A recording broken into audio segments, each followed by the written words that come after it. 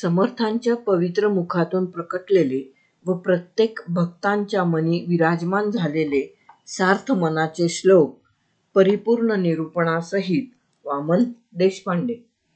श्लोक 184. संत सज्जन परमेश्वराला वाणीमधून गौतात. नव्हे तेची झाले, नसे तेची आले. कळो लागले सज्जना चेनी बोले. अनिर्वाच्य ते वाच्य वाचे वदावे. मना संत अनंत शोधित जावे. श्लोक 184. समर्थ परब्रह्माचा वेध घेत आहेत. वास्तविक परब्रह्म हे निराकार आहे. त्याला आकारात बंदिस्त करणे खूप कठीण आहे. कारण निराकाराला तुम्ही आकारात बंदिस्त कसं करणार? जे ज्ञानी आहेत त्यांना आकाराची तहान कदापिही लागत नाही. परंतु अज्ञ जनतेला मात्र परमेश्वराला पाहायचे असते. म्हणून जे ज्ञानी आहेत, जे संत सज्जन आहेत, त्यांनी त्या परब्रह्माला अज्ञ जनतेसाठी आकार दिला. आपल्या अलौकिक वाणीतून समर्थ म्हणतात की जे अनिवार्य आहे, जे निर्विकार आहे, त्या परब्रह्माला केवळ साधू लोकच साकार करू शकतात. परब्रह्म नेमके कसे आहे त्याचं वर्णन करणं तसं कठीण आहे. तो अनुभवाचा विषय आहे. प्रस्तुत श्लोकातून समर्थ हे सारे सांगत आहेत. समर्थ म्हणतात की या परब्रह्माला मूळ स्वरूप असे नव्हतेच. ते परब्रह्म सूक्ष्म रूपात होते. त्या परमात्म्याला संतांनी आकार दिला. हा आकार जर समजून घ्यायचा असेल तर माझ्या मना संतांच्या सहवासात जास्तीत जास्त वेळ घालव. हरिकीर्तनात दंग हो. त्या परमेश्वराचा तू ध्यास घे. संतांचे बोलणे मनपूर्वक ऐक. त्यांच्या तत्वज्ञानात स्वतःला पूर्णपणे मिसळवून टाक. तसं पाहिलं तर परमेश्वर हा जसा आकाराचा विषय नाही, तसा तो वाणीचा सुद्धा विषय नाही. हे संत सज्जन त्या परमात्म्याला आपल्या वाणीतून गौतात. समर्थ म्हणून आपल्या मनाला वारंवार सांगतात की तू या अपूर्व परमेश्वराचा ध्यास घे, शोध घे. त्यातच केवळ आनंद दाटून आलेला आहे हे तू लक्षात घे. त्या परमेश्वराच्या अनंत रूपाचे वर्णन तू त्या संतांच्या तोंडून ऐक. तेच तुला परमेश्वराचे दर्शन देतील. आकारातला परमेश्वर ही संतांची आपल्यावरची कृपा समज.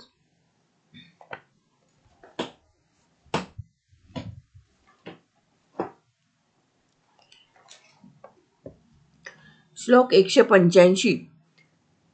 परमेश्वराच्या निराकार रूपाचा अनुभव लपावे अति आदरी रामरूपी. भयातीत निश्चित ये स्वस्वरूपी. कदा तो जनी पाहताही दिसेना. सदा ऐक्य तो भिन्न भावे बसेना. श्लोक 185. शेवटी एक विचार करावाच लागतो की सर्व संत सज्जन हे स्वतःच्या आत्म्यात पूर्णपणे विरघळून गेले आहेत. स्वतःच्या आत्म्याचा प्रवास अनुभवणे हा एक तर फार अपूर्व असा अनुभव आहे. शारीर माध्यमातून सर्वच जीव जगत असतात. त्यामुळे शरीराला होणारी सुखदुःखच त्यांना अनुभवायला लागतात.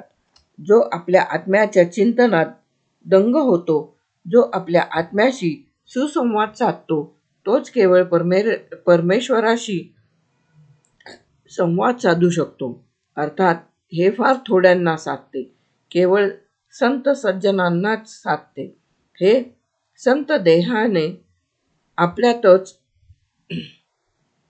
वावरत असतात, परंतु त्यांच्या हृदयातल्या ईश्वर प्रेमाच्या तारा सतत झंकारतच राहतात. ईश्वर स्मरणात ही संत मंडळी सतत दंग झालेली असतात. हीच माणसं केवळ स्वस्वरूपात तल्लीन होऊन जातात. अर्थात अशी ही अलौकिक माणसं देहाने आपण ओळखू शकतो. त्यांचं अंतरंग मात्र आपल्याला जाणून घेता येत नाही. त्यांचं अंतरंग जर जाणून घ्यायचं असेल तर आपला सुद्धा ईश्वराशी सतत संवाद व्हायला हवा ना. याचा एक अर्थ असा की परमात्मा स्वरूपाशी लीन झालेली ही संत सज्जन माणसंच परमेश्वराचं निराकार रूप अनुभवू शकतात. समर्थ हे सारे प्रस्तुत श्लोकातून सांगत आहेत. समर्थ म्हणतात की आपण अतिशय आदराने, अतिशय विश्वासाने श्रीरामाच्या रूपात मिसळून जायला हवे. त्या प्रभू रामचंद्रांच्या शीतल छायेत स्वतःला लपवावे. म्हणजे असे की श्रीरामाच्या अस्तित्वात स्वतःला इतके विरघळवून टाकायचे की आपलं अस्तित्व सुद्धा मानसिक पातळीवर नाहीसं व्हावं. त्यामुळे काय होईल की भय आणि चिंता दोन्ही नष्ट होतील. आपण त्या भय आणि चिंतेच्या पलीकडच्या काठावर अलगद जाऊ. आपण देहाने दिसू, परंतु आपला आत्मा श्रीराम चिंतनात दंग होऊन जाईल. आपण श्रीरामरूप होऊन जाऊ. श्रीरामाच्या अस्तित्वात आणि आपल्या प्रदीर्घ साधनेत एक अद्वैत आपोआप निर्माण होईल. ही नामसाधना महत्वाची.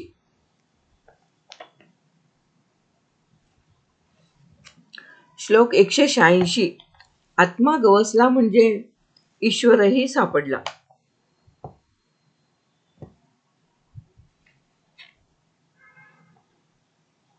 आत्मा गवसला म्हणजे ईश्वरही सापडला. सदा सर्वदा राम सन्निध आहे. मना सज्जना सत्य शोधून पाहे. अखंडित भेटी रघुराज योगू. मना सांडिरे मीपणाचा वियोगू. श्लोक 186. मर्त्य माणसाची सावली जशी त्याच्याबरोबर सतत सोबत करीत असते, तसं या मर्त्य माणसाचं मन सुद्धा त्याच्याबरोबर या सावलीसारखे सतत वावरत असते. सावली प्रामाणिक असते. जसा आणि जेवढा प्रकाशाचा झोत पडेल तशी सावली पडत जाते. थोडक्यात जिथे प्रकाश आहे तिथे सावली आहे. परंतु मन मात्र प्रामाणिक असेलच असं नाही. तिन्ही त्रिकाळ शुभ अशुभ विचारांचा अखंडपणे चालणारा हा एक विलक्षण कारखाना आहे. त्या मनाचा समर्थांनी आपल्या मनाच्या श्लोकांतून खूप सूक्ष्म असा वेध घेतला आहे. जो या मनाच्या अथांग अस्तित्वाचा वेध घेत जावे तेवढे त्यात विविध तरंग उमटताना दिसतात. परंतु याच मनाचा स्वच्छ पारदर्शी झुळझुळणारा झरा नादासहित ऐकू येऊ लागला की आत्म्याचा प्रकाश बाहेर पडायला लागतो. एकदा का हा आत्मा गवसला की माणसाचं जगणं परमेश्वराशी रथ होऊन जातं. परमेश्वरी अस्तित्वाची जाणीव पहिल्यांदा आत्म्याला होते आणि मग तो मनाच्या पृष्ठभागावर हलके हलके तरंगायला लागतो. परमेश्वरी अस्तित्वाची चाहूल मनाला लागते आणि आपलं अवघं अस्तित्व आनंद सागरात झुलायला लागतं. मग श्रीरामाची आनंद पावलं दिसायला लागतात. समर्थ प्रस्तुत श्लोकातून हे सारं सांगत आहेत.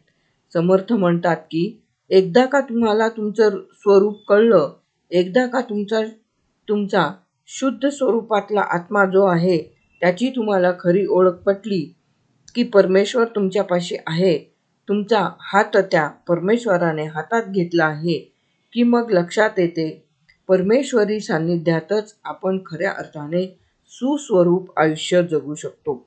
मर्त्य विचारांच्या, मर्त्य माणसांच्या सहवासात हे अप्रतिम सुख कधीच लाभत नाही.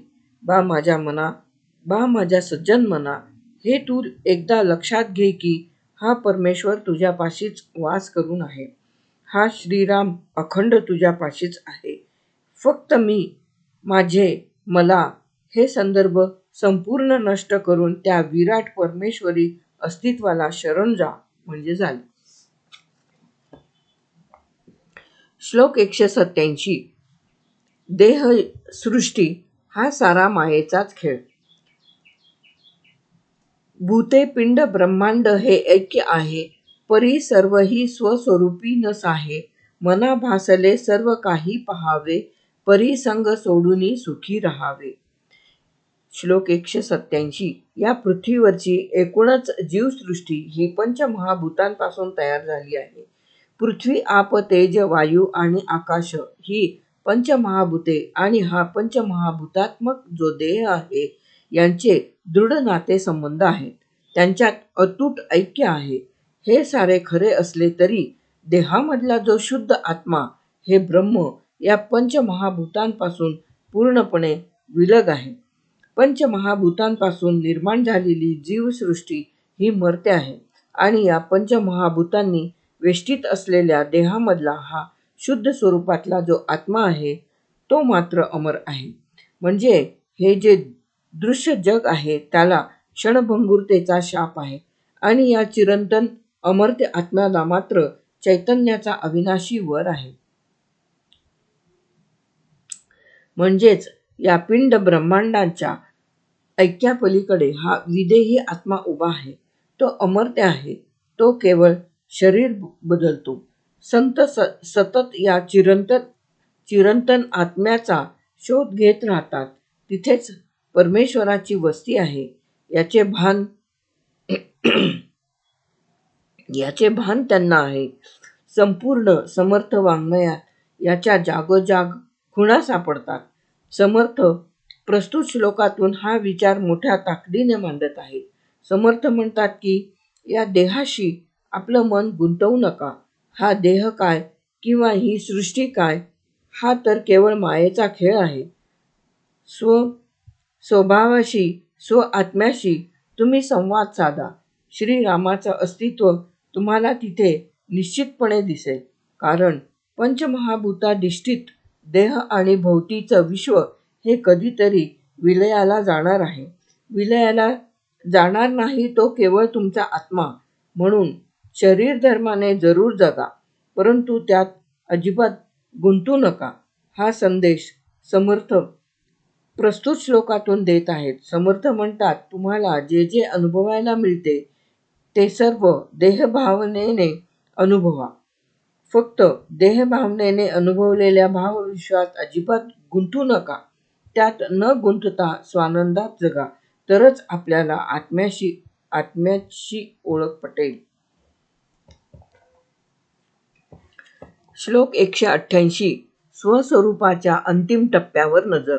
देहभान हे ज्ञानशस्त्रे खुडावे, विदेहीपणे भक्तिमार्गेची जावे, विरक्ती बळे निंद्य सर्वे त्यजावे, परिसंग सोडूनी सुखे राहावे.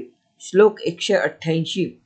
केवळ आपण मोह सोडला आहे एवढ्या बळावर कुणी कधी निर्मोही होत नाही. तर मी मोह सोडला आहे ही शारीर पातळीवरची जाणीव ज्याची सुटली आहे तो खरा निर्मोही असतो. म्हणजे देह ही कल्पना पहिल्यांदा सोडायला हवी. देहभावनेने हे जे जगणे आहे ते पहिल्यांदा सोडायला हवे. एकदा का देहभावनेने आपण जगायला लागलो की त्या देहाशी निगडीत सुखदुःख ही भोगावीच लागतात. त्यापेक्षा देहांतर्गत हा जो अविनाशी चैतन्यदायी आत्मा आहे त्याच्या सहवासात सदैव आनंदी राहायला हवे असे समर्थ वारंवार सांगत आहेत. तसे एकदा का जगायला लागले की परमेश्वराचं कधीच विस्मरण होणार नाही. तो सदैव तुमच्या भोवतीच वावरत राहील. त्यासाठी ज्ञानमार्ग चोखाळायला लागतो. जागेपणी परमेश्वराचे जसे चिंतन चालू असते तसेच ते झोपेत सुद्धा जेव्हा सुरू होईल तेव्हा त्या आत्म्याची खरी ओळख होते असं समर्थ सांगतात. देहाला पूर्णपणे विसरल्याशिवाय भक्तीच्या वाटेवर पाऊल टाकता येत नाही हे समजणे खरे तर आवश्यक आहे. देहाच्या आत स्वस्वरूपी आत्मा वास करतो हे जेवढ्या लवकर समजेल तेवढ्या लवकर परमेश्वराचे दर्शन होईल. देहभान हरपून गेल्याशिवाय परमेश्वरी कृपेची वाट कशी सापडेल. समर्थ या श्लोकातून हे सारे अत्यंत प्रेमाने सांगत आहेत. समर्थ म्हणतात की मीच केवळ आत्मा आहे. मी देहभावनेने जगणार नाही. या आत्मविश्वासाने जगायला लागा. मी देह आहे ही जाणीव नष्ट करून देहाधिष्ठित कर्म करीत आपण आत्म्याशी ओळख करून घ्यावी. स्वस्वरूपाच्या अंतिम टप्प्यावर नजर स्थिर करावी, मन तिथे गुंतवावे. एक जबरदस्त विरक्ती जोडल्याशिवाय, निंदेचे दरवाजे बंद केल्याशिवाय तो आत्मानंद कसा मिळेल? सर्व संग सोडून द्या, तरच विदेही आत्मा जाणवेल, नव्हे त्याचा प्रत्यक्ष सहवास अनुभवता येईल. श्लोक 189. व्युत्पत्ती, स्थिती व लय यांचे प्रतीक. मही निर्मिली देव तो ओळखावा, जया पाहता मोक्ष तत्काळ जीवा, तया निर्गुणा लागी गुणी पहावे, परिसंग सोडून सुखे राहावे. श्लोक 189. माणसानं आपल्या प्रज्ञेनं एक कल्पना रुजवली की या विश्वाची निर्मिती देवाने केली आणि म्हणून या विश्वनिर्मात्याची आपण ओळख करून घ्यायला हवी. देवसंकल्पना हळूहळू ही अशी निर्मिली गेली, मग त्या ईश्वराचे सगुण साकार दर्शन व्हावे ही माणसांच्या मनाला एक हुरहुर लागून राहिली आणि त्याचा शोध सुरू झाला. निराकाराला आकारात पाहावं ही जबरदस्त तृष्णा लागली. देवाचं दर्शन झालं की सर्व इच्छा, सर्व कामना पुऱ्या होतात ही एक कल्पना आपोआप रुजली. ब्रह्मा, विष्णू, महेश या देवांची एक कहाणी झाली.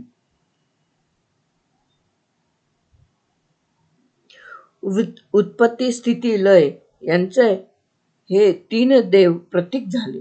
त्या देवाला डोळे भरून पाहावे याची खूप इच्छा निर्माण झाली.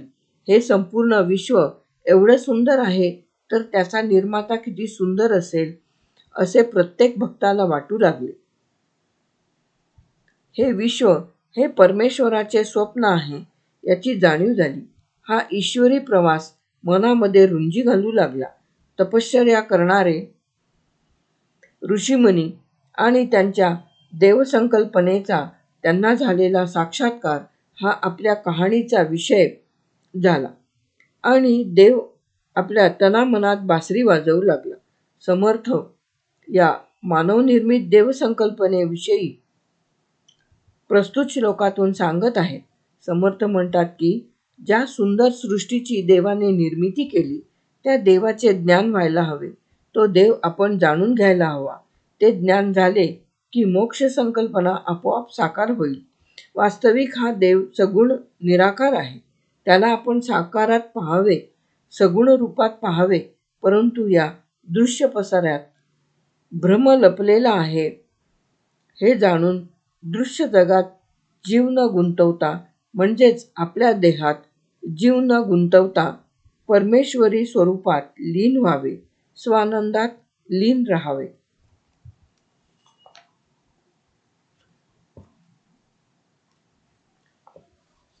श्लोक 190. परमेश्वर संकल्पना मानवी प्रज्ञेची उत्तुंग भरारी. नवे कार्य करता, नवे सृष्टी भरता, परेहून परता न लिंपे विवरता, तया निर्वी कल्पासी कल्पित जावे, परिसंग सोडून सुखे राहावे. श्लोक 190. समर्थ वारंवार निराकार परब्रह्माविषयी आपल्या मनाला तीव्र जाणीव करून देत आहेत की सगुण साकार देव ही मानवनिर्मित संकल्पना आहे. ब्रह्मदेव हा या सृष्टीचा निर्माता आहे आणि महाविष्णू हा या सृष्टीचा नियंता आहे. वास्तविक परमेश्वर या सर्वांच्या अतीत आहे. त्याला सगुण साकार रूपात पाहणे ही आपल्या दृष्टीपलीकडची गोष्ट आहे. समर्थ एका वेगळ्या पातळीवर देवसंकल्पना प्रस्तुत श्लोकातून मांडत आहेत. परमेश्वर संकल्पना ही मानवी प्रज्ञेची उत्तुंग भरारी आहे, असे या निमित्ताने समर्थांना सांगायचे आहे. या संदर्भात समर्थ वारंवार म्हणतात की निर्विकल्पासी कल्पावे, परिकल्पिते आपण न व्हावे, मीपणासी त्यागावे, येणे रीती दासबोध. 7:7:56. निर्विकल्पाला कल्पनेच्या पातळीवर चितारायला काहीच हरकत नाही, परंतु हे कल्पित विश्व खरे आहे असे आपण मानू नये, असे समर्थ सांगतात. ते पुढे म्हणतात, आपुले न अनुभवे कल्पनेसी मोडावे, मग सुकाळी पडावे अनुभवाचे दासबोध. 7:3:48 निर्विकल्पास कल्पावे, कल्पना मोडे स्वभावे, मग नसोनी असावे कल्पकोटी. दासबोध 7:3:49 समर्थ प्रस्तुत श्लोकातून हे सांगत आहेत की निर्विकल्प परमेश्वराला आकारात कोंबू नका, कारण ब्रह्मदेवापेक्षा किंवा महाविष्णूपेक्षा तो परमात्मा खूप मोठा आहे, थोर आहे. तो या विश्वाचे पालन करतो. ही मानवी संकल्पना आहे. त्या पलीकडे परमेश्वर उभा आहे. विश्व हे भ्रमाचे रूप आहे. परमेश्वर हा भ्रम नाही, तो सत्य आहे. तो वाणीचा विषय नाही. त्या पलीकडे तो उभा आहे. मायेचा स्पर्श त्याला कसा होईल?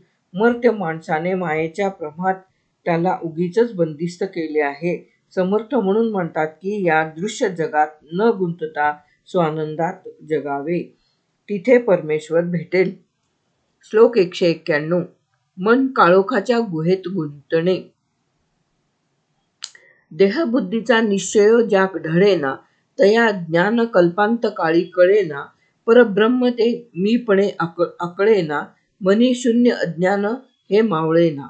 श्लोक 191 प्रत्येकाच्या शरीरात आत्मा वास करून आहे. फरक इतकाच आहे की फार थोड्यांना या आत्म्याची ओळख पटते. बहुतांश लोक हे शरीर माध्यमाने जगत असतात. शरीराला होणाऱ्या सुखदुःखांशी यांचं मन पूर्णपणे जडलेलं असतं. त्यांना आपल्या आत्म्याची ओळख कधी होतच नाही. संसारात रममाण होत हे लोक आयुष्यभर आपलं शरीर शृंगारात राहतात. मन काळोखाच्या गुहेत सतत कसं गुंतत राहील हे सार सर्वस्वाने पाहतात. शरीराच्या भाषेत बोलतात, शरीराच्या भाषेत सांगतात. त्यांच्यासाठी आत्मिक प्रवास कधी संभवतच नाही. किंबहुना मी म्हणजे अमुक अमुक नावाचा देह या संकल्पनेतच ते जगत राहतात. समर्थ म्हणतात, अशा देहधारी, देहाच्या भाषेने बोलणाऱ्या, देहाच्याच रूपाने जगणाऱ्या लोकांना परमेश्वर कदापिही भेटत नाही. तसं पाहिलं तर माणसं देवाच्या दारात कुठला ना कुठला लाभ व्हावा म्हणून खेटे मारत राहतात. सतत देवळात जातात, देवाच्या नावाने आरती करतात, त्यात समाधान सुद्धा मानतात, परंतु त्यांची त्या अलौकिक परमेश्वराशी स्वप्नात सुद्धा कधी भेट होत नाही. कारण एकच, ते आपला आत्मा पूर्णपणे अंधारात ठेवून देहभावनेला, देहाच्या सुखांना गुंजारत आणि देहाला होणाऱ्या दुःखाने विव्हळत परमेश्वराकडे मुखाने केवळ प्रार्थना करीत त्याच्या दरवाजात उभे राहतात. समर्थ म्हणतात की मी म्हणजे हा मर्त्य देह, 3.5 हाताचा देह या भावनेने परमेश्वराचे स्मरण करतात. ज्यांच्या हृदयात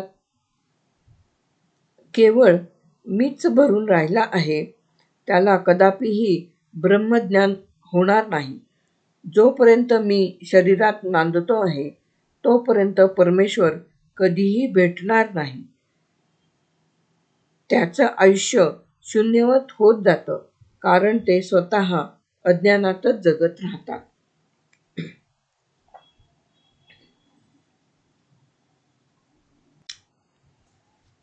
श्लोक 192 सुखदुःखाचे तरंग हा जीवन पद्धतीचा भाग. मना ना कळे ना ढळे रूप ज्याचे, दुजे विणते ध्यान सर्वोत्तमाचे. तया खूण ते हीन दृष्टांत पाहे, तेथे संग निसंग दोन्ही न साहे. मानवी मन हे दृश्य अदृश्याच्या कल्पनेत सतत दंग होऊन त्याच माध्यमातून सतत विचार करीत राहते. एखादी वस्तू पाहण्यासाठी माणसाला डोळे असतात आणि पाहिलेले दृश्य साठवण्यासाठी त्यांचा कधीही विसर पडू नये म्हणून ते मानवी मन सतत त्या दृश्याचा विचार करीत राहते. माणसाच्या मनात या दृश्य माध्यमांचा दृश्य परिणाम सारखा एकवटत राहतो. मनात येणारे विचार म्हणून आकारात बंदिस्त होऊन राहतात. आकारापलीकडे जे निराकारात नांदते आहे, हे त्याला कधीच दिसत नाही. परमेश्वराचे निराकार रूप त्यामुळे त्याच्या मनात कधी साठवलेच जात नाही. दृश्य वस्तूचे ध्यान करण्यातच तो सतत गर्क राहतो. सुखदुःखांचे सतत उमटणारे तरंग म्हणूनच त्या माणसांच्या जीवन पद्धतीचा एक भाग होऊन जातो. हा सर्व मानसिक पातळीवरचा मानवी प्रवास समर्थ सतत आपल्या श्लोकांतून मांडत राहतात. प्रस्तुत श्लोकात समर्थांनी पुन्हा तेच सांगण्याचा प्रयत्न केला आहे. समर्थ म्हणतात की बा माझ्या मना, परमेश्वरी स्वरूप हे निराकारात विरघळून गेलेले आहे. त्यामुळे मनाला ते कधीही आकलित होत नाही. त्या विराट परमेश्वराचे ध्यान सतत त्याचे होऊनच करावे लागते. किंबहुना परमेश्वराच्या निर्गुण निराकार अस्तित्वाशी आपलं मन झंकारावे लागते. ती गोष्ट सोपी नाही. परमेश्वर हा एखाद्या वस्तूसारखा नाही. त्यामुळे त्यासाठी मन प्रतिमा सृष्टी वापरावी असे कधी समर्थाच्या मनात सुद्धा आले नाही. कारण निराकाराला कधी आकाराच्या माध्यमातून मांडता येईल का?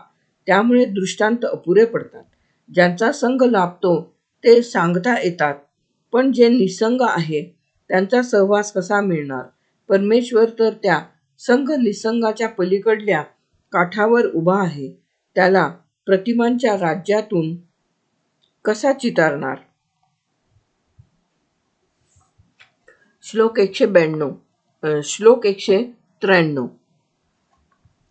खऱ्या विशुद्ध आत्म्याची ओळख.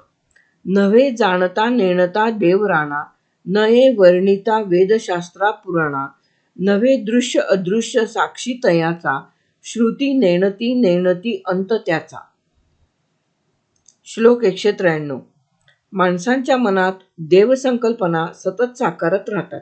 प्रत्येकाच्या ज्ञानात्मक किंवा अज्ञानात्मक वृत्तीप्रमाणे त्याच्या मनातल्या या देवसंकल्पना सतत दृश्य अदृश्याचा खेळ खेळत राहतात. मंदिरात गेलं की समोरच्या मूर्तीत माणसाची देवसंकल्पना साकारू लागते. घरातल्या तसबिरीत देव झंकारू लागतो. या भक्ती वाटेवर भेटणारा देव हा भावनात्मक पातळीवरचा एक खेळ आहे, एक भ्रम आहे. हे कळायला खूप वेळ जातो. वास्तविक निराकारातला देव हा माणसाला बिलगायला हवा असे वाटत असेल तर आपल्या खऱ्या विशुद्ध आत्म्याची ओळख तरी व्हायला हवी. परंतु ती आत्म्याची ओळखच आपण विसरून गेलो आहोत आणि केवळ देहभावनेने जगत राहिल्यामुळे देवाला सुद्धा आपण एक दृश्य देह अर्पण करतो इतकेच. ज्ञानदेवांनी एका अभंगात म्हटले होते की तुझ सगुण म्हणू की निर्गुण रे, सगुण निर्गुण एक गोविंदू रे. हा खेळ समजावून घ्यायचा असेल तर एक लक्षात घ्यायला हवे की आत्मा परमात्मा हा ज्ञान पातळीवर जाणून घ्यायचा विषय आहे. तो शब्दातून किंवा शिल्पातून मांडायचा विषय नाही. हे कळणे अगत्याचे आहे. समर्थ प्रस्तुत श्लोकातून हा विचार मांडत आहे. समर्थ म्हणतात की हा परमात्मा हा जाणीवेच्या किंवा नेणिवेच्या पातळीच्या खूप दूर उभा आहे. त्याला जाणता सुद्धा येत नाही की नेणता सुद्धा येत नाही. तो दृश्य सुद्धा नाही आणि अदृश्य सुद्धा नाही. वेदांना त्याचा अंत अथवा पार कळत नाही. तो अनादी आहे, तो अनंत आहे, सारे अवकाश व्यापून आहे. त्याला तुम्ही शब्दांतून कशाला बंदिस्त करता?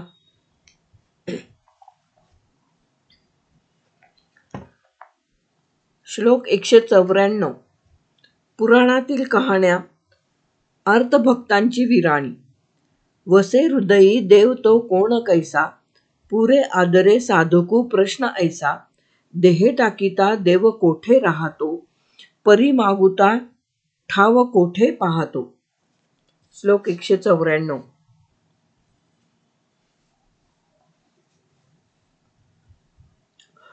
देवाचं प्रत्यक्ष दर्शन तर होत नाही. कितीही तपश्चर्या करा, कितीही त्याची अगदी सोवळ्याने पूजा करा, उपास तापास करा, तो भेटावा म्हणून मन कितीही आर्त करा, स्वप्नात सुद्धा तो दर्शन देत नाही, तर सत्यात काय दर्शन देणार? संत पुरुष वारंवार सांगतात की देव निराकार आहे. त्याला आकारात पाहण्याची तृष्णा कशाला धरता? तसं पाहिलं तर देव प्रत्येकाच्या हृदयात वास करून आहे. परंतु साकाराची आकांक्षा धरणाऱ्या आर्तभक्तांना कितीही मनाच्या पातळीवर हे पटलं तरी निराकारातला देव त्यांना सतत पाहावासा वाटत राहतो. पुराणातल्या कहाण्या ही आर्तभक्तांची विराणी आहे. ईश्वर भक्त नातेसंबंधांच्या अक्षरातून कितीही सुंदर कहाण्या विणल्या तरी भक्तांना आकाराची तहान लागतच लागते.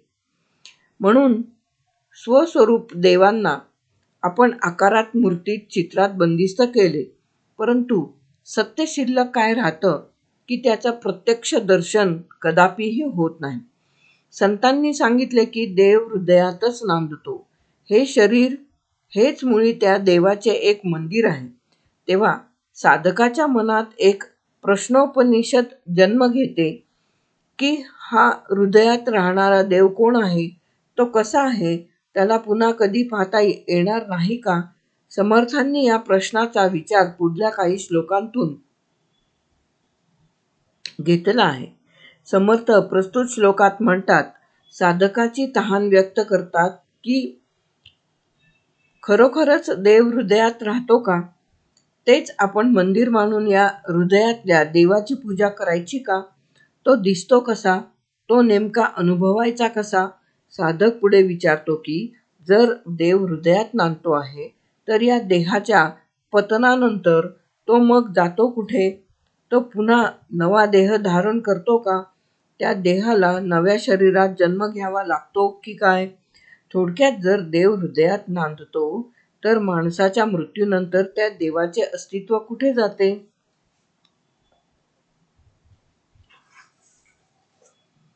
श्लोक 195. प्रत्येकाचे हृदय हे परमेश्वराचे मंदिर.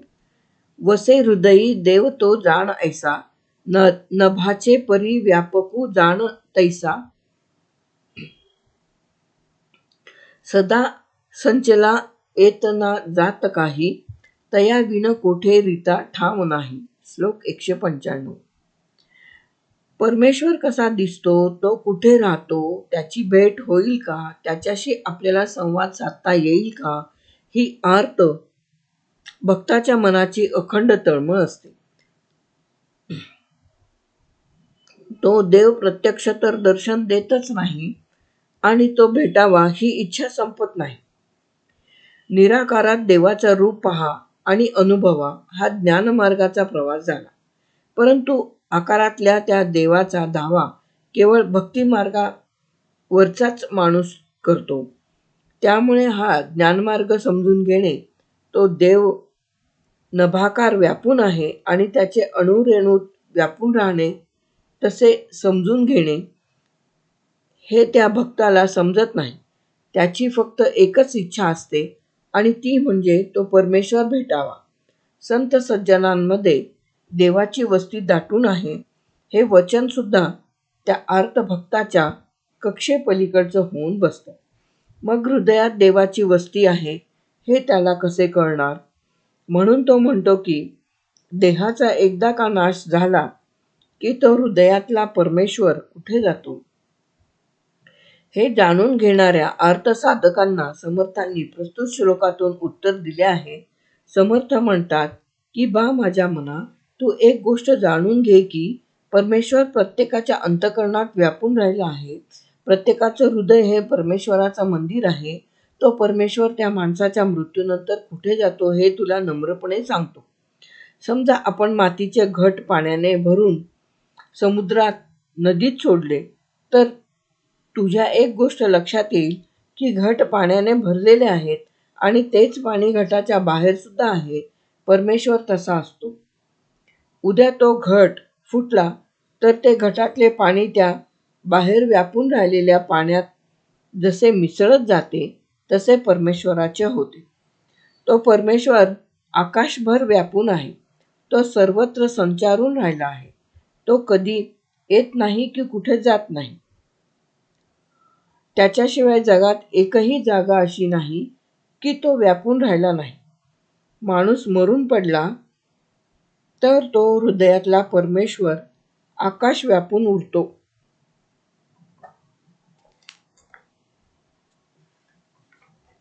श्लोक 196.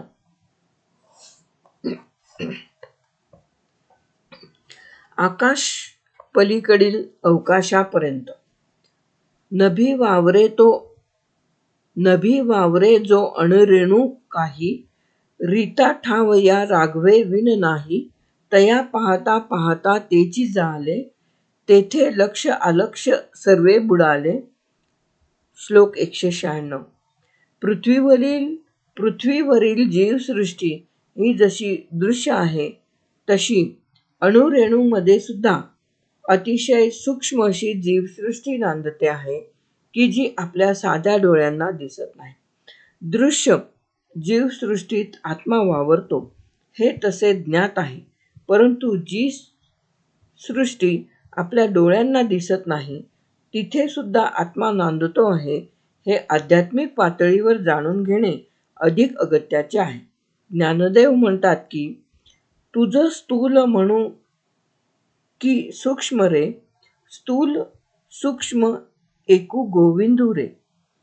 याचा गूढार्थ असा की, हा परमात्मा, हा गोविंदू सर्वत्र व्यापून राहिलेला आहे.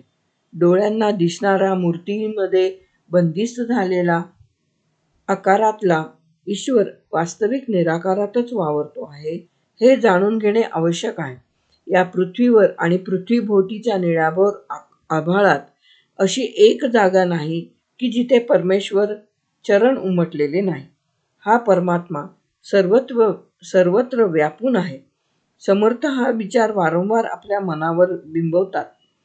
पृथ्वीभोवती लपटून असलेल्या या आकाशापलीकडील अवकाशापर्यंत समर्थांची दिव्य दृष्टी जाऊन पोहोचलेली आहे. त्या अलौकिक जीवसृष्टीचा समर्थांनी प्रस्तुत श्लोकातून वेध घेतला आहे. समर्थ म्हणतात की, बा माझ्या मना, तू एक गोष्ट लक्षात घे की दृश्य पातळीवरचे जीवांचे खेळ तू अनुभवू शकतोस, परंतु या भोवतालच्या निळ्याभोर आकाशात जे अब्जावधी अणुरेणू पसरलेले आहेत, त्यांचा तुझा संपर्क कधी झाला का? वास्तविक ते आपल्या साध्या डोळ्यांना दिसत सुद्धा नाहीत. बा माझ्या मना, तू एक गोष्ट लक्षात घे की त्या सूक्ष्म अणुरेणूंमध्ये सुद्धा परमात्मा आहे.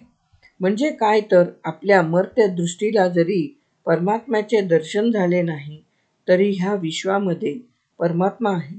अशी एक जागा नाही की जिथे परमात्म्याचे चरण उमटलेले नाहीत. तिथे घननीळ श्रीरामाचे दर्शन झाल्याशिवाय राहत नाही. हा माझा श्रीराम संपूर्ण विश्व व्यापून आहे. हे तू जर अनुभवलेस तर तू श्री रामरूप होऊन जाशील. दृश्याचा खेळ तेव्हा संपेल जेव्हा तुला सर्वत्र तो घननीळ श्रीराम दिसेल. तेव्हाच तू शाश्वत परमेश्वरी अस्तित्वाशी एकरूप होशील.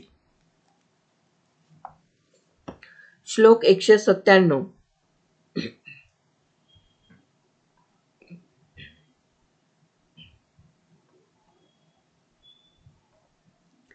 आकाशाचे दर्शन ही परमेश्वराशी जवळीक.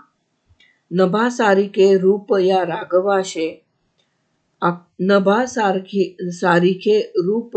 राघवाचे, मनी चिंतिता मूळ तुटे भवाचे, तया पाहता देहबुद्धी उरेना, सदा सर्वदा अर्थपोटी पुरेना.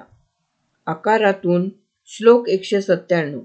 आकारातून निराकाराकडे समर्थांचा ईश्वर विचार प्रकट व्हायला आता खरी सुरुवात झाली. दृश्य अदृश्याचा खेळ त्यांच्या मनात रंगलेला होता. दृश्याचा प्रवास केल्याशिवाय अदृश्याचा प्रवास कळत नाही. आकाराची पूजा केल्याशिवाय निराकाराची कल्पनाच होत नाही. स्थूलाचा प्रवास केल्याशिवाय सूक्ष्माची चाहूल लागत नाही. याची तीव्र जाणीव प्रकट करणारे कितीतरी विचार वास्तविक समर्थांनी या मनाच्या श्लोकातून अलगदपणे उलगडले होते. परब्रह्म तर आभाळ व्यापून आहे याची त्यांनी वारंवार कल्पना दिली होती. दासबोधातल्या 7व्या दशकात ते म्हणतात, ब्रह्म नभाहून निर्मळ, पाहता तैसेची पोकळ, अरूप आणि विशाळ, मर्यादे वेगळे. दासबोध 741. अनंत ब्रह्मांडा खादते, अनंत ब्रह्मांडा वरुते, तेणे विन स्थळ रीते, अणुमात्र नाही. दासबोध 743. हाच विचार मनाच्या श्लोकातून ते अधिक प्रभावीपणे मांडतात. आकाश हे अधिक व्यापक आहे, अधिक विशाल आहे, अमर्याद आहे आणि ते तसे अरूप सुद्धा आहे. तो परमेश्वर याहून कुठं वेगळा आहे? जेथे तेथे देव नाही रीता ठाव, माझा ऐसा भाव अंतरीचा. ही भावना समर्थांनी अगोदरच्या श्लोकातून व्यक्त केली होती. प्रस्तुत श्लोकातून ते म्हणतात की हे ईश्वरी स्वरूप वरच्या निळाभोर आभाळा एवढे व्यापक आणि अतिविशाल आहे. त्या आभाळाचे दर्शन घेतले की परमेश्वर अधिक समीप वाटायला लागतो.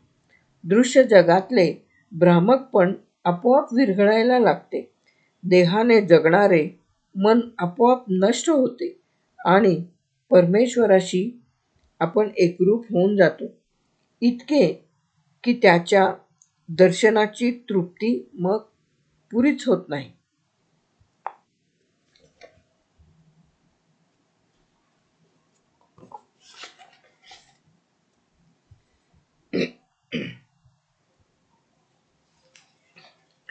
श्लोक 198. समर्थांची श्रीराम कल्पना. नभे व्यापिले सर्व सृष्टीस आहे, रघुनायका उपमा तेन साहे, दुजे विण जो तोची हो तो हा स्वभावे, तया व्यापकू व्यर्थ कैसे म्हणावे. श्लोक 198. घननीळ श्रीराम हा संपूर्ण त्रैलोक्य व्यापून आहे. संपूर्ण विश्व आणि विश्वाभोवतीचा हा जो पूर्ण नक्षत्र पसारा आहे, त्या संपूर्ण नक्षत्र पसाऱ्यापलीकडे श्रीराम व्यापून आहे. श्रीराम नाही अशी जागा शिल्लक नाही. जेथे जातो तेथे तू माझा सांगाती, चालविसी हाती धरून या म्हणणाऱ्या तुकोबांची परमेश्वर संकल्पना आणि समर्थांची ही श्रीराम कल्पना अशी सर्वत्र व्यापून आहे. किंबहुना संपूर्ण जीवसृष्टी आणि हा परमात्मा यांच्यात जर द्वैतच शिल्लक नाही, तर त्या परमेश्वराला वेगळ्या रूपात खरं तर पाहायचं कसं, हा समर्थांच्या मनीचा भाव आहे. श्रीरामाचं सगुण साकार आणि निर्गुण निराकार स्वरूप हे असे सर्वत्र ओथंबून आलेले आहे. जिथे नजर पोहोचेल तिथे केवळ श्रीरामाच्या चरणपादुका दिसतात. अशा या सर्व व्यापक अखंड ब्रह्मांड नायका संबंधी समर्थ प्रस्तुत श्लोकातून सांगत आहे. समर्थ म्हणतात, वरल्या आभाळाने संपूर्ण विश्व व्यापले हे खरे आहे, कारण पृथ्वीवर हे आभाळ ओथंबून आलेले आहे. परंतु या आभाळाला पुन्हा कवेत घेणारे अवकाश आहेच ना. मग माझा हा रघुनायक आभाळासारखा आहे हे म्हणून कसे चालेल? कारण आभाळ जरी व्यापक असले तरी ते पुन्हा अवकाशाने वेष्टित आहे. घननीळ श्रीराम हा केवळ व्यापक नाही, तर संपूर्ण अवकाशाला कवेत घेणारे ते परब्रह्म आहे. ते परमब्रह्म आहे. त्यामुळे त्याला आकाशासारखा व्यापक आहे असे म्हणून कसे चालेल? व्यापक कल्पनेत श्रीराम कधीही बंदिस्त होऊ शकणार नाही. म्हणून समर्थ म्हणतात की श्रीराम हा आभाळासारखा व्यापक आहे असे कधी म्हणून चालणार नाही. श्रीराम हा पंचमहाभूतांना व्यापून दशांगुळे उरला आहे हे महत्वाचे, म्हणून त्याला व्यापक म्हणणे व्यर्थ आहे. श्लोक 199. देवाचं रूप उलगडण्याचा प्रयत्न. अति जीर्ण विस्तीर्ण ते रूप आहे, तेथे तर्क संपर्क तोही नसाहे. अति गूढ ते दृढ तात्काळ सोपे, दुजे विण जे खूण स्वामी प्रतापे. श्लोक 199. मनाशी शेवटी एक प्रश्न सतत झंकारतच राहतो की हा निराकार परमात्मा मग आहे तरी कसा? तो जर दृष्टीचा विषय नाही, मनाचा विषय नाही, बुद्धीचा विषय नाही, मानवी प्रज्ञेचा विषय नाही, तर शतकानुशतक सर्व संत जो शोध घेत आहेत तो त्यांच्या तरी दृष्टीचा विषय झाला आहे का? कितीही प्रयत्न केला तरी ते रूप साठवता येत नाही. एखादा अर्जुनासारखा निस्सीम भक्त की ज्याला परमात्मा कृष्ण सखा म्हणून, परम मित्र म्हणून भेटला. ज्ञानदेवांनी आपल्या अभंगातून, ज्ञानेश्वरीतून ते कोडे काहीसे उलगडण्याचा प्रयत्न केलेला आहे. द्वारकेचा राणा पांडवा घरी या एकाच चरणातून ज्ञानदेवांनी श्रीकृष्णाचे अर्जुन प्रेम आपल्या शब्दांतून गुंफले आहे. स्वतः समर्थ हे श्रीराम भक्त होते. त्यांना प्रभू श्रीरामचंद्रांचा सततचा सहवास होता. तो त्यांचा साक्षात अनुभव होता. त्या समर्थांनी या मनाच्या श्लोकातून देवाचं रूप उलगडण्याचा प्रयत्न केला आहे. प्रस्तुत श्लोकातून समर्थ म्हणतात की हे परमात्म स्वरूप अतिशय प्रदीर्घ आणि विस्तीर्ण आहे. तो आपल्या दृष्टीचा कदापिही विषय होणार नाही. हे देवस्वरूप अतिशय पुरातत्व आहे. त्याचा शोध घेणे हे मानवी बुद्धीच्या पलीकडचे आहे. माणसांची तर्कबुद्धी ज्या विषयांशी विराम पावते तो माणसाच्या प्रज्ञेचा कधीही विषय होणार नाही. माणसांचा तर्क जिथे थांबतो तिथे परमात्म्याची पावलं उमटायला लागतात. हे स्वरूप अतिशय गूढ आहे. ते दृढ स्वरूपाचे आहे. फक्त गुरुकृपा झाली तर परमात्मा कळणे सोपे आहे. एवढे ते सुलभ आहे. फक्त तो परमात्मा पाहण्यासाठी संत कृपा हवी इतकेच.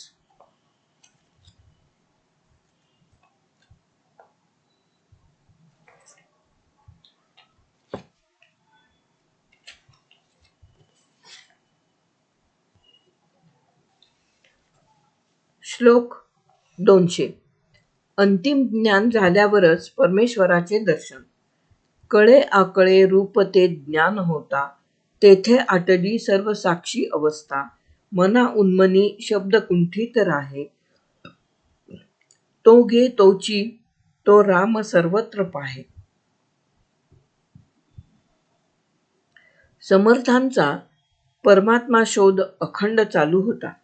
घननीळ श्रीराम त्यांच्यापाशी होता. किंबहुना समर्थ श्रीराममय होऊन गेले होते. समर्थ आणि श्रीराम हे द्वैतच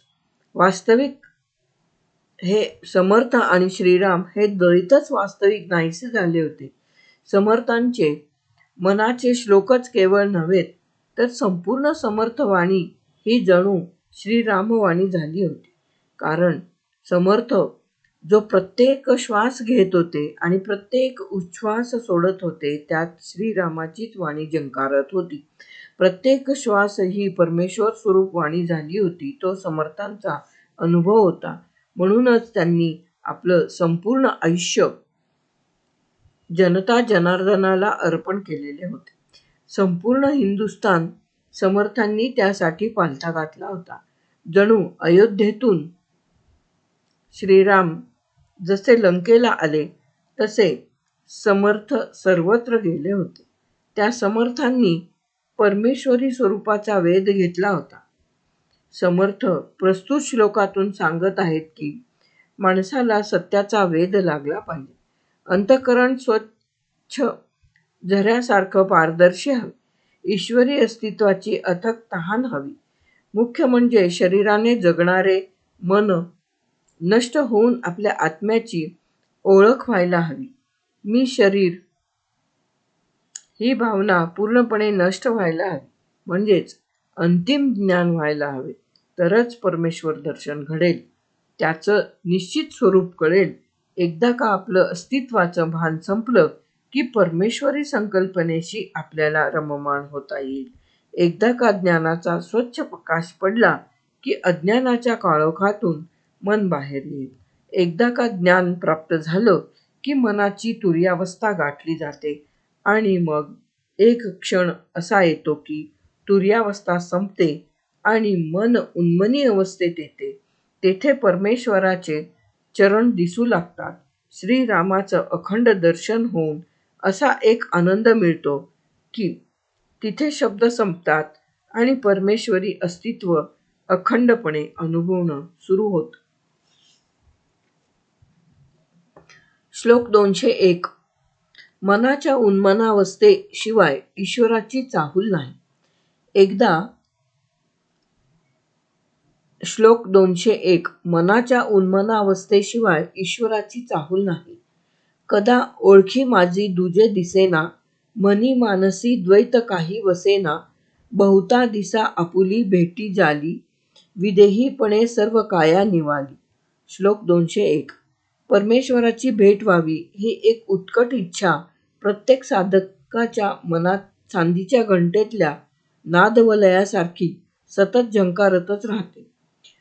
तो श्रीकृष्ण भेटावा, तो घननीळ श्रीराम प्रत्यक्षात निदान एकदा तरी भेटावा ही उत्कट आस सतत पाठलाग करीत राहते.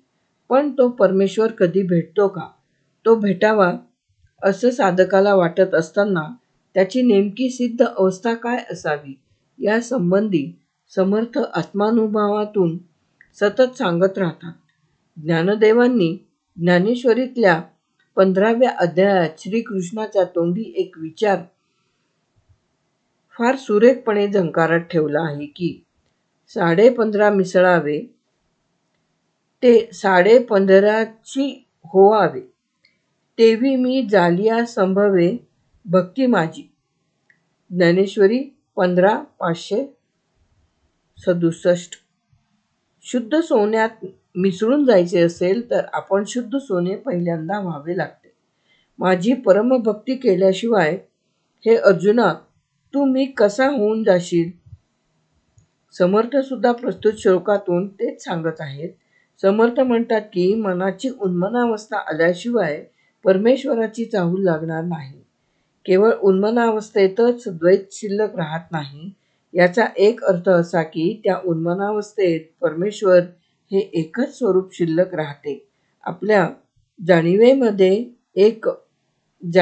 जाणीवेमध्ये मग काहीही शिल्लक राहत नाही. द्वैत पूर्णपणे संपते. खूप अलौकिक तपस्येनंतर या परमात्म्याची भेट होते. त्यामुळे दुसरे काहीच सुचत नाही. चित्त एकदम शांत होऊन जाते. देहाचे भान संपते आणि एका घननीळ श्रीरामाव्यतिरिक्त सर्व काही लोप पावते.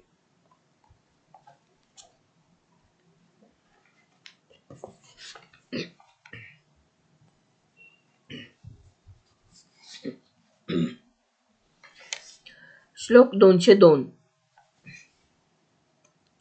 संत संगतीची धारणा व आत्मनिश्चय.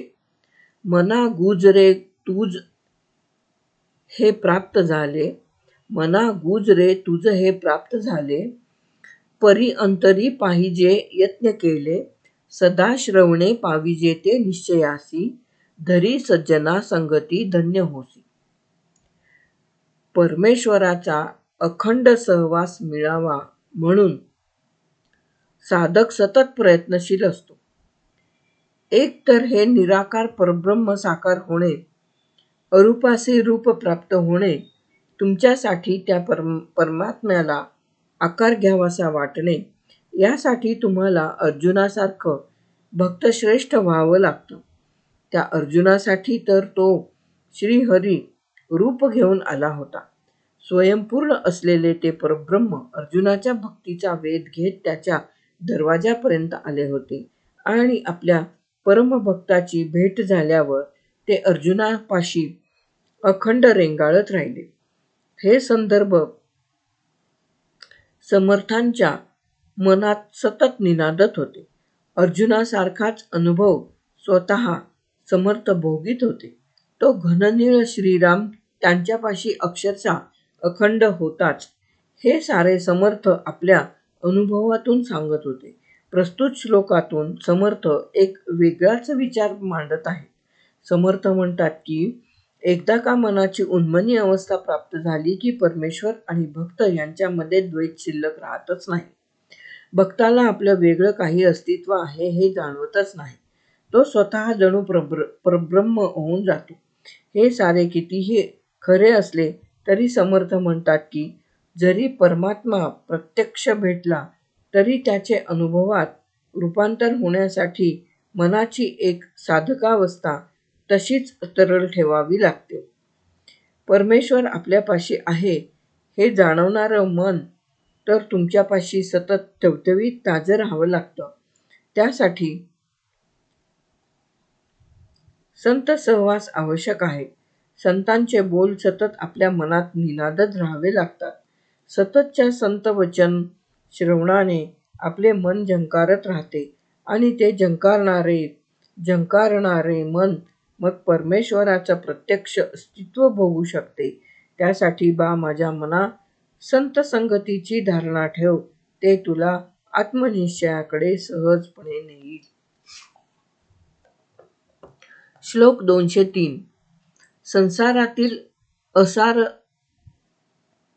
असारत्व आपोआप कळेल. संसारातील असारत्व आपोआप कळेल. मना सर्वही संग सोडून द्यावा, अति आदरे सज्जनाचा धरावा, जयाचेनी संगे महादुःख भंगे, जगी साधने विण सन्मार्ग लागे. श्लोक 203.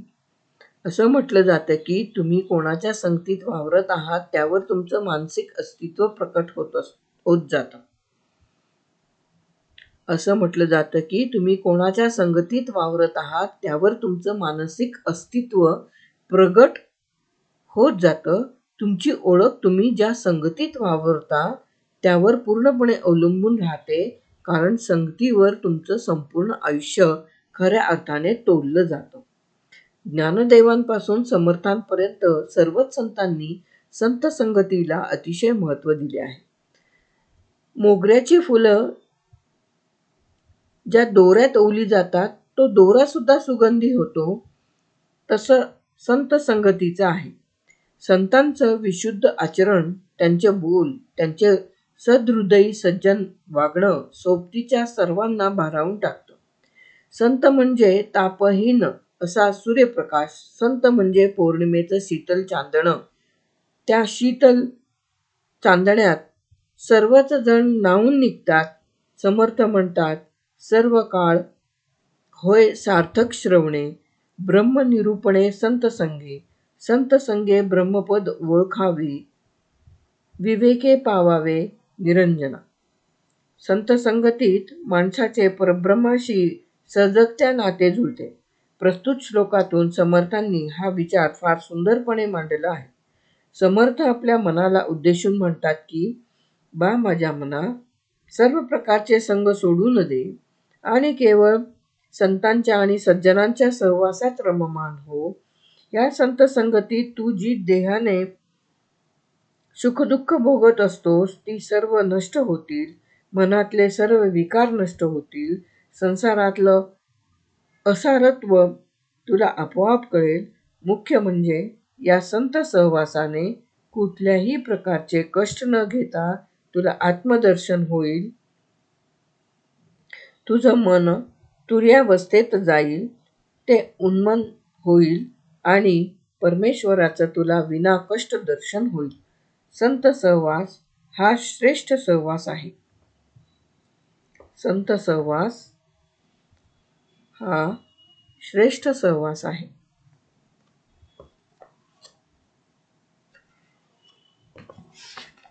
श्लोक 204.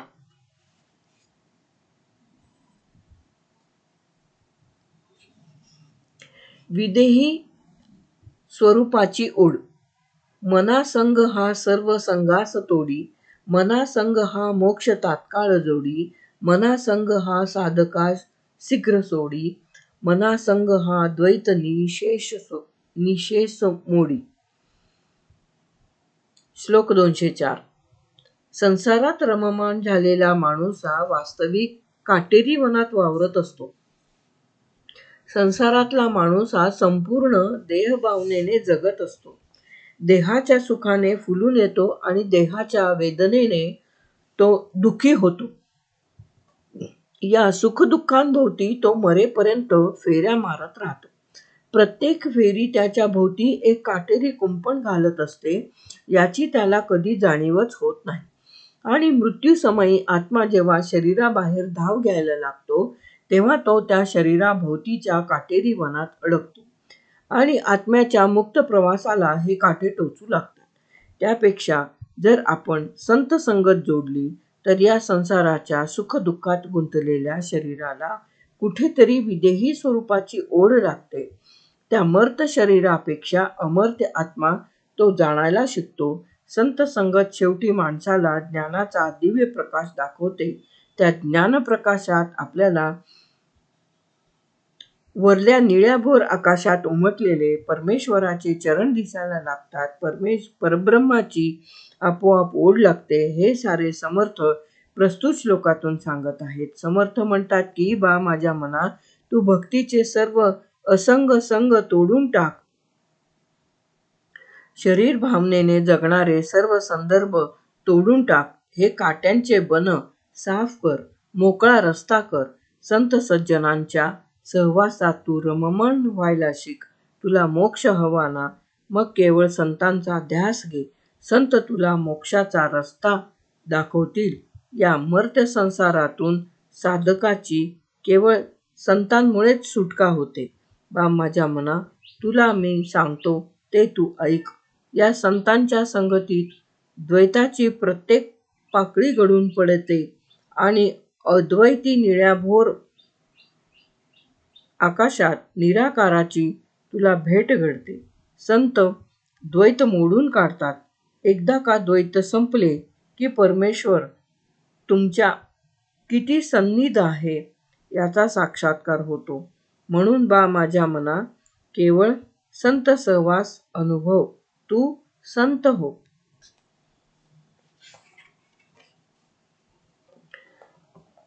श्लोक 205. समर्थ सांगत होते. कल्याणस्वामी लिहित होते. मनाची शते ऐकता दोष जाती, मती मंद ते साधना योग्य होती. चढे ज्ञान वैराग्य सामर्थ्य अंगी, म्हणे दास विश्वासता मुक्तिभोगी. श्लोक 205. समर्थ मनाला उद्देशून शाश्वत तत्वज्ञान सांगत होते आणि समर्थांचे परमशिष्य कल्याणस्वामी हे श्लोकरूप तत्वज्ञान लिहून घेत होते. 204. मनाचे श्लोक सांगून झाले. समर्थ क्षणभर थांबले. समर्थांच्या मुखातून आता काय दिव्य संदेश बाहेर पडतो म्हणून कल्याणस्वामी भारावून बघायला लागले.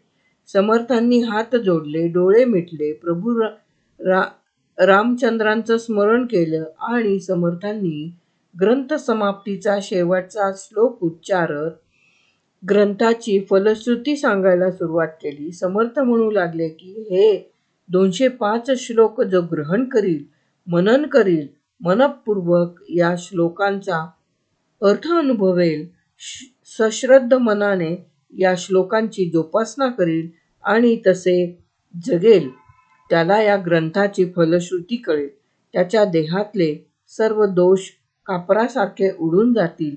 ते पूर्णपणे नष्ट होतील. माणूस निर्दोष होईल. संत संगत त्याच्या भोवती फेर धरेल.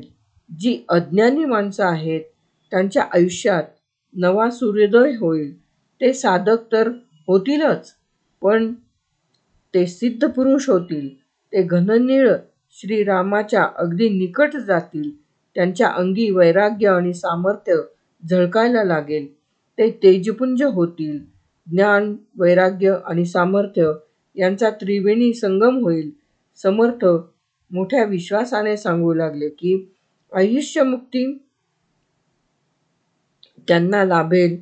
एका अलौकिक आनंदात तो आत्मा नृत्य करायला लागेल.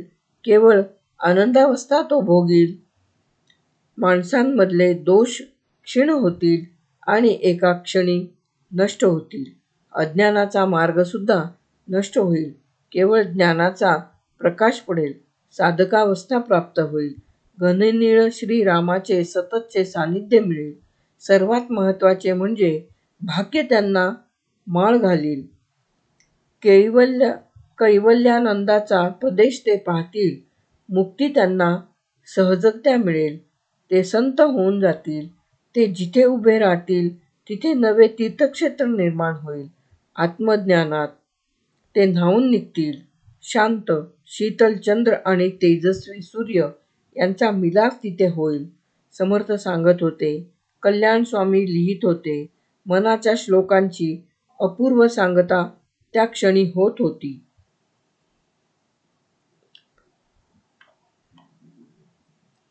जय जय रघुवीर समर्थ.